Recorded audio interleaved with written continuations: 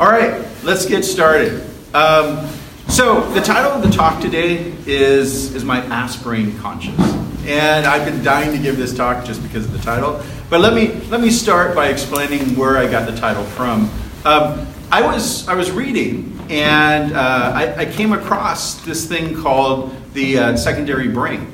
I always thought, humans just had one brain up here, did all the thinking, but it turns out that we have a completely separate brain that's used by the digestive system.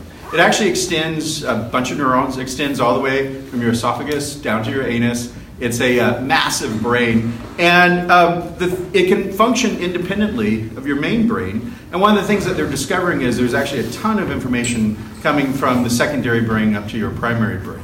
So I was surprised. It's called the enteric nervous system, the ENS, and that's pretty much all I know about this secondary brain. But of course, when I learned about this brain, the immediate question I had to ask was, is it conscious? Is it aware? Are you down there? Can I talk to you right now? Is there anyone home down in my secondary brain? And the reason that this is even a question for me is, think about it for a moment. This secondary brain is made up of the same neurons and neurotransmitters as your primary brain. So physically, it's no different at all than your primary brain. There was a paper that came out a while ago in the 1990s by Francis Crick and Christoph Koch. I don't know if you've read it or not, but they had an article where they made a hypothesis that consciousness is just a 40 hertz oscillation in neurons firing. And so if you had that, they said, well, then you'd be conscious. So they were focusing on the visual cortex. I always remembered that article because it was cool, because it's very rare that you actually get a pure scientific explanation of consciousness. And Francis Crick, remember, he's co-inventor of DNA, smart guy. He runs this whole neuroscience library, neuroscience research laboratory. He used to in Southern California. And he proposed, well, here's an easy answer. It's a 40 hertz oscillation in neurons, and then you get consciousness. So, I had to ask myself, well, is my secondary brain doing that? Is my aspirin going at 40, megahertz? And then the other ways that people explain consciousness is they say, well, you get consciousness if you have enough neurons in a complicated enough pattern, so you have the right sort of dependencies and all that. And one of the other interesting things about this secondary brain is it has, let me get the number right, it has about 500 million neurons. Just to be clear, according to Wikipedia, that's about 2/3 of the number of neurons found in a house cat. So that's a lot of neurons. So it's not lacking in the complexity to be conscious, because other animals have about that level of neurons. So there's really no sort of, principled reason, before we get into this, to think that secondary brain isn't conscious, right? It seems to it's made of the exact same substance. It has a right level of complexity. So why don't we think it's conscious? Or should we think that, should we be talking to our secondary brain all the time? So I just want to do a quick survey. How many of you think that you are conscious right now? Okay, nice.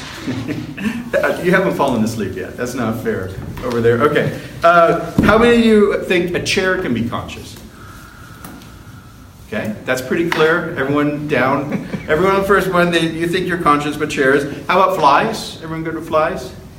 Some people, whoa, wow, not everyone. Oh, that was kind of a... how about a thermostat? Do you guys think thermostats can be conscious? Oh, we got one person. That's very brave. I don't believe you, though. How about a non-player character, an NPC in Halo? Can that be conscious? Oh, definitely the younger people think that, the Halo characters are conscious. The program one. Yeah, right. All right, so what's the goal of this talk? The goal of the talk is I want to discuss the mystery of consciousness. And I want to discuss in particular two very different approaches to explaining what consciousness is. And the two approaches, it's interesting, they're both about 20 years old at this point, but I still think that they're both the most interesting ways of solving the problem of consciousness. There's two books that came out in the 1990s. The first book was written by Dennett, Consciousness Explained. That came out in 1991. That was actually his second book on consciousness. But I'll be talking about that book. And the other book that came out in the 1990s was a book by David Chalmers. And that was called The Conscious Mind.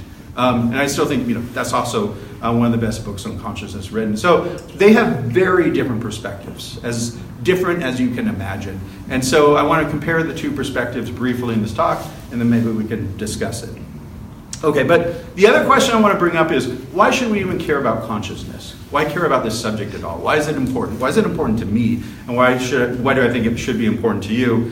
Well, we've talked about this before, but questions about consciousness always come up in questions about morality, because when we make decisions about how to treat like animals and small children, we often think that whether or not they're conscious is an important factor in deciding, how they should be treated. And this is actually an old idea. So Descartes didn't think animals were conscious. He thought humans were the only things that were conscious. Those animals were automatons, and they, you could do anything you want. They didn't have any conscious experience at all. Bentham, the utilitarian, had the following reaction. I just want to read his reaction to Descartes. Quote, "A full-grown horse or dog is beyond comparison a more rational as well as a more conversable animal than an infant of a day or a week or even a month old.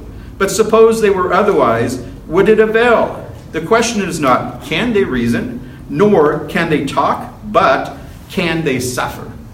And the point he's making here is really our moral decisions are based more about the capacity to suffer. Now remember, he was one of the founders of utilitarianism, but we care more about whether a animal or a small human being has that capacity to have conscious pain is one of the things that factors into how we treat them. The other reason that I'm really interested in a theory of consciousness is, as you know, super interested in the topic of emotions. And one of the things I keep running into when trying to learn more about emotions is this split between when people talk about emotions, are they talking about the experience of emotion versus the behavior of the emotion? Getting angry and behaving in a certain way, or getting angry and having certain, brute sensations. And that's come up over and over again. So that made me interested in the topic of consciousness. And then finally, I think consciousness is one of the last great mysteries in the universe. I mean, I'm not saying that there's not a bunch of interesting things to figure out, but it seems to be fundamentally different than most of the mysteries you run into when you're trying to understand the way the universe works. So it's a deep mystery that's different from trying to figure out puzzles about things that you think at least theoretically could be solved. Okay, so let me explain what I mean by consciousness when I'm talking about consciousness, because the everyday language, the word is all over the place. It can mean all sorts of different things, and so I just want to zero in on exactly what I mean during this talk.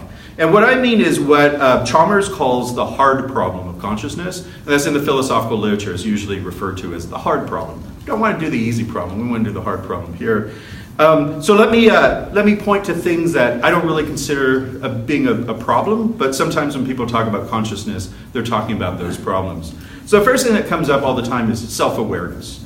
Sometimes when people talk about consciousness, like they talk about that for like dogs or primates, they talk about, well, are they self-aware? Do they understand, who they are? That's an interesting question, but that's not what I mean by consciousness. And there's been experiments around that with the mirrors and the red dot, and see if a primate looking in a mirror can, hit their forehead and say, oh, that's me. So those are interesting experiments. But those are supposed to establish whether or not an animal has self-awareness. But, I think that's an interesting question, but that's not the hard problem of consciousness. So I just want to push that to the side.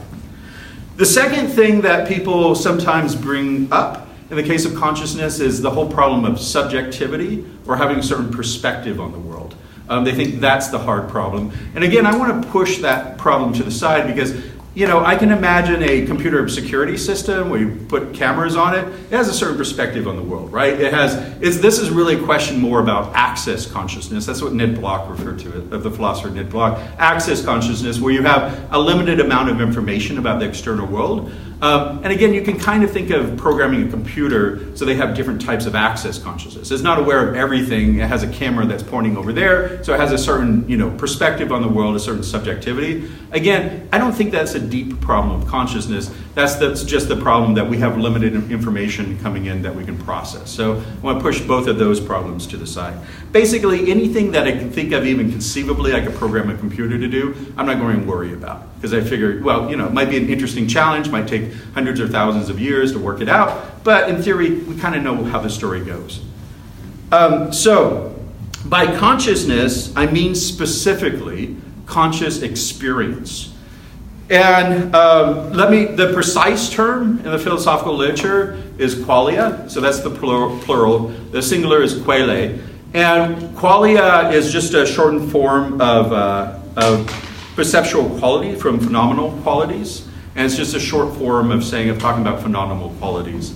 So what we're talking about when we're talking about qualia is we're talking about our raw sensation of experience, our raw sensations of the world. And I don't expect that to explain what I'm talking about, because remember, this is a hard problem, deep mystery, but I'm trying the best I can to point toward the problem that we're trying to solve. So just to give you some quick examples, if I went over right now and pricked Nate's finger and he felt pain, and I would assume that he would have the conscious experience of pain.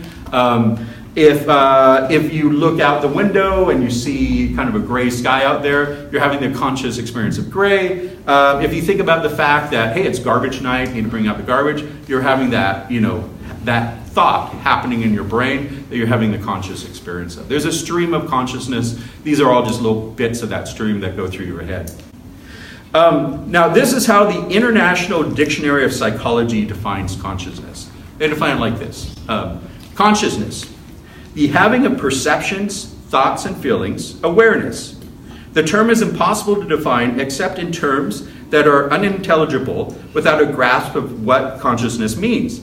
Many fall into the trap of confusing consciousness with self-consciousness. To be conscious, it is only necessary to be aware of the external world. Consciousness is a fascinating but elusive phenomenon. It is impossible to specify what it is, what it does, or why it evolved. Nothing worth reading has been written about it. That's the official, definition in the International Dictionary of Psychology. So I like how blunt it is. All right, so let's talk about, to sort of get a clearer idea of the problem that we're trying to solve before we switch over to talking about Dennett and Chalmers' attempts to solve this problem, I'm going to go through some of the standard thought experiments in the literature on consciousness. Just to, first, I think it'll help you understand their arguments later on, and hopefully it'll clarify in your mind what I'm talking about when I'm talking about consciousness.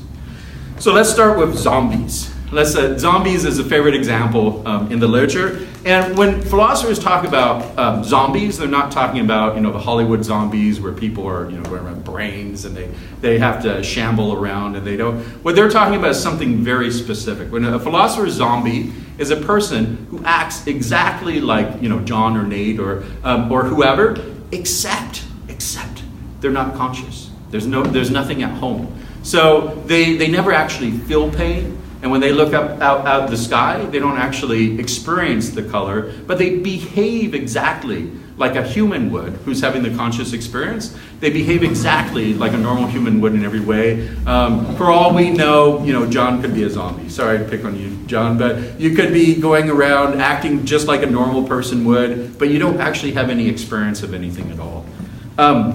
So David Chalmers writes, the idea of zombies, as I've described them, is a strange one. For a start, it is unlikely that zombies are naturally possible. In the real world, it is likely that any replica of me would be conscious. For this reason, it is most natural to imagine unconscious creatures as physically different from conscious ones, exhibiting impaired behavior, for example. But the question is not whether it is plausible that zombies could exist in our world, or even whether the idea of a zombie replica is a natural one. The question is whether the notion of a zombie is conceptually coherent. The mere intelligibility of the notion is enough to establish the conclusion. So what's going on here? The reason that the example of a zombie is so important in the philosophical literature is if you think it's conceivable that someone can act just like a normal human being does, but lack consciousness, then now you've created a logical separation between consciousness and whatever, brain structures or whatever your theory of how the mind works. And so in theory, these things are no longer, there's no necessary entailment anymore between physics and consciousness. It breaks that connection. So it's a conceivability argument. If it seems logically possible that there could be a person that acts as a zombie, then you know that there's not, that there's no direct entailment relationship between physics and consciousness.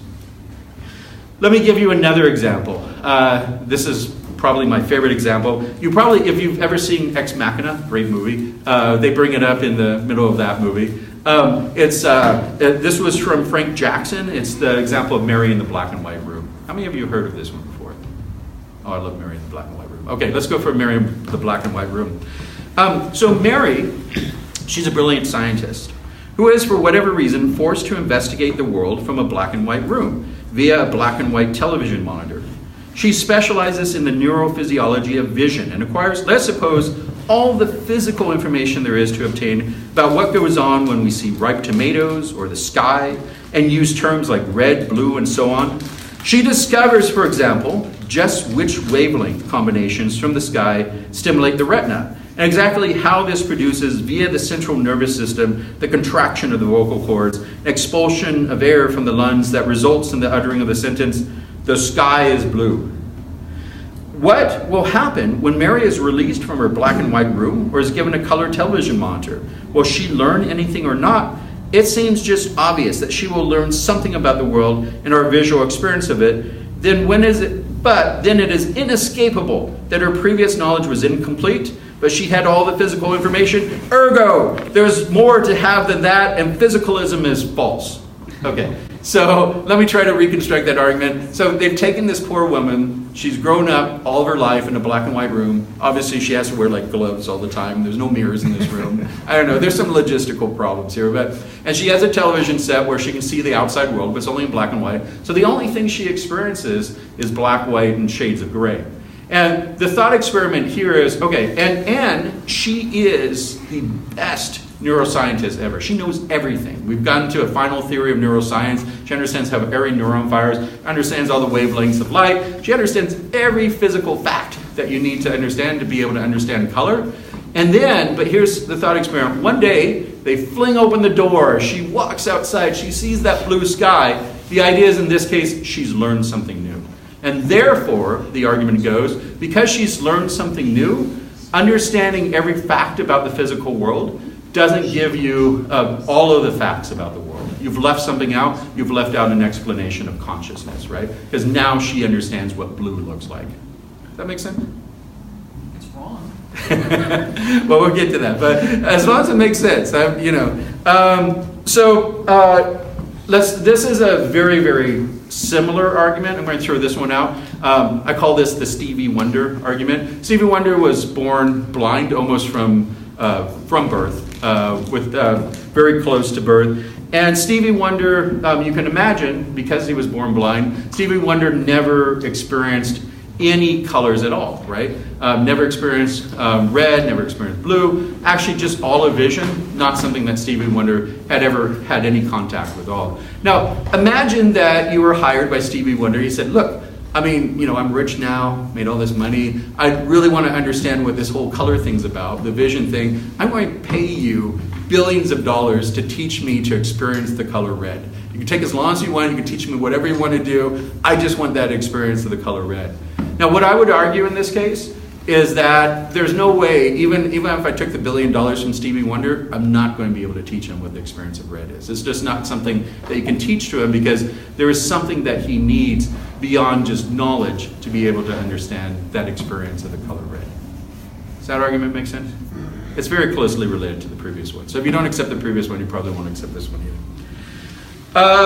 Okay, so what are the responses of people to these arguments? Well, again, vast literature, tons of philosophers who specialize in this, but I'm going to focus on Dennett's and Chalmers' responses to this.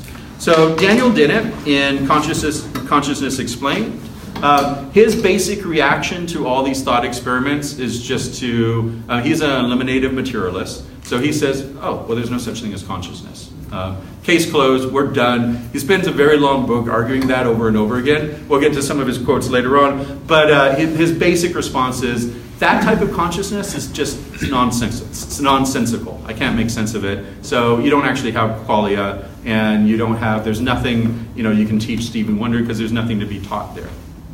The other position, David Chalmers, is he embraces experiential consciousness. He fully embraces it, and he also embraces dualism. So he's a dualist, and he's willing to accept that. But he's a naturalist. He's a naturalist and a dualist. So we'll get to that. So no spooky stuff, no spooky superstitious stuff, but he still believes that you have to believe in dualism to make sense of all the facts in the world. All right, so let's start with Dennett. In Consciousness Explained, this is what Dennett writes about qualia, about conscious experience. Quote, when your kite string gets snarled up, in principle, it can be unsnarled, especially if you're patient and analytic. But there's a point beyond which principle lapses and practicality triumphs. Some snarls should just be abandoned. Go get a new kite string. It's actually cheaper in the end than the labor it would take to salvage the old one, and you get your kite airborne again sooner. That's how it is, in my opinion, with the philosophical topic of qualia. So Dennett just more or less just rejects the whole subject.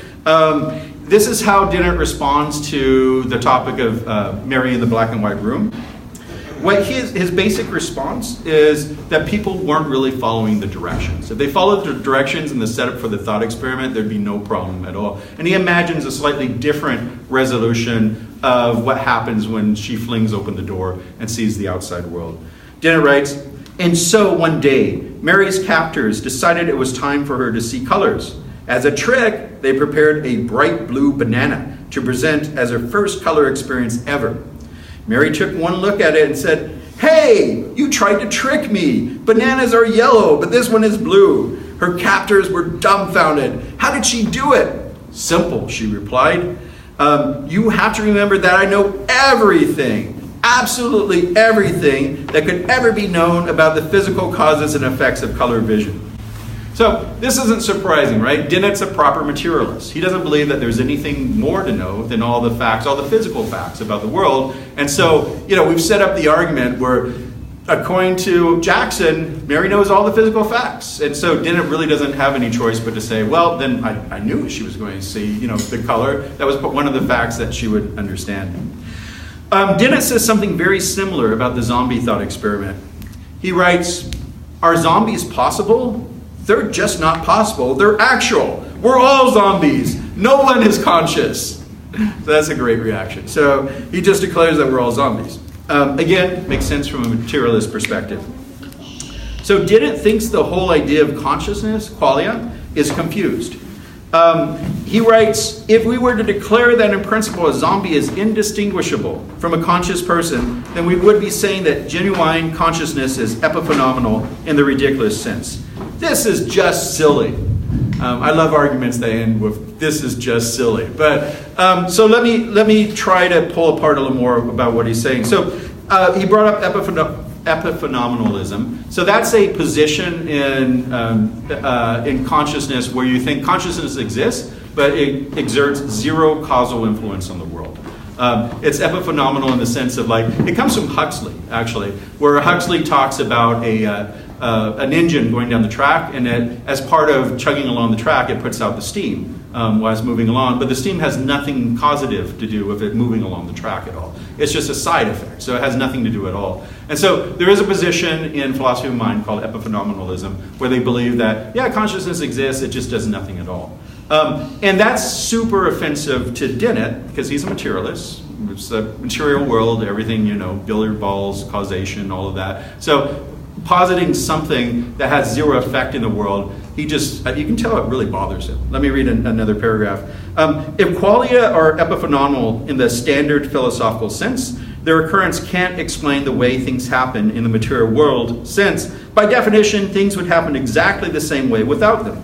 There could not be an empirical reason, then, for believing in epiphenomena. Consider, for instance, the hypothesis that there are 14 epiphenomenal gremlins in each cylinder of an internal combustion engine.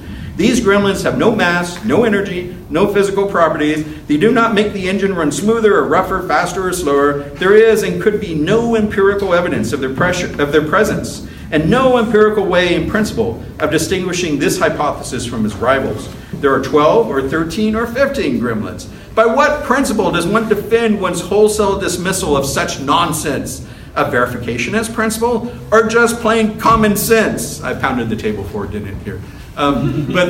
So his objection is, okay, so you're positing these things that have zero effect in the real world? I don't believe you, so go away. That's basically his argument against that type of consciousness. All right, so let's switch over to talk about Chalmers, David Chalmers and dualism. So again, this is a very different perspective. So Chalmers embraces everything that Dennett calls silly. He wrote his book, 5 years later than Dennett did. So whereas Dennett is a hard-nosed materialist, nothing special in the universe, Chalmers is an unapologetic dualist, and he rejects materialism. He says materialism, as it happens in our particular universe, is false. There's more to the universe than physics can explain. In his book, The Conscious Mind, he writes, quote, "Materialism is a beautiful and compelling view of the world, but to account for consciousness, we have to go beyond the resources it provides," end quote. Chalmers fully embraces the idea that consciousness is epiphenomenal. He doesn't really state in that way, but he does state that he believes that consciousness has no effects in the physical world. Otherwise, he would just be a materialist, right? So he believes that consciousness is something separate from the material world. He divides the study of the mind into two parts: the psychological and the phenomenal. He writes, "One's approach to the mind will be quite different depending on what aspects of the mind one is interested in. If one is interested in the mind's role in bringing about behavior, one will focus on psychological properties. If one is interested in the conscious experience of mental states, one will focus on phenomenal properties. Neither the phenomenal nor the psychological should be defined away in terms of the other." So the basic idea here is there's really two sciences of the mind. There's the stuff that most cognitive scientists do, where they talk about mental states, and functionalism. Functionalism is the dominant theory right now in cognitive science, where you explain mental states by their effect on behavior and other mental states, by how they function within the ecosystem of the mind. So he says that that's one approach to cognitive science, and it's great. It's all sorts of interesting things to be figured out there, like how learning works and memory and all that stuff. But then he says there's a completely different thing that we have to understand, and that's how conscious experience works, and that's phenomenal investigation into mental states, and that's another aspect of mind. Again, psychological study of the mind, there's no deep philosophical problems there, or at least nothing that's relevant to what we're talking about right now. The deep problems come from the phenomenal aspect of mental states. For example, I gave this example earlier, anger has both a psychological and a phenomenal aspect. Psychological aspect explains why people get angry, they go running from a room, their heart beats faster, all the causal effects of anger. But there's also the brute experience, the conscious experience of anger, which is separate from all of that. So unlike Dennett, Chalmers says both exist. They both exist, and they both have to be explained. So his theory is a little complicated. It's based on modality and necessity. So I'm going to try to simplify it as much as I can, because I think the essence of the theory is actually pretty simple. So his general theory is about the idea of supervenience. And so what he wants to say is that the phenomenal mind supervenes on the physical mind. And this is a technical notion that he spends quite a bit of time defining what it means, what supervenience is. But the basic idea is that he talks about both logical and natural supervenience. And so when you talk about logical supervenience, biology, for example, supervenes on physics. And that's a logical supervenience. And so what that means is in all possible worlds, if you know all the facts about physics, then you also automatically know all the facts of biology. So in some sense, the facts of physics entail all the facts of biology. If you know every physical fact, you automatically know every biological fact. So you could be tempted into saying that it's just another way of saying, when you're talking about biology, it's just another way of talking about physics.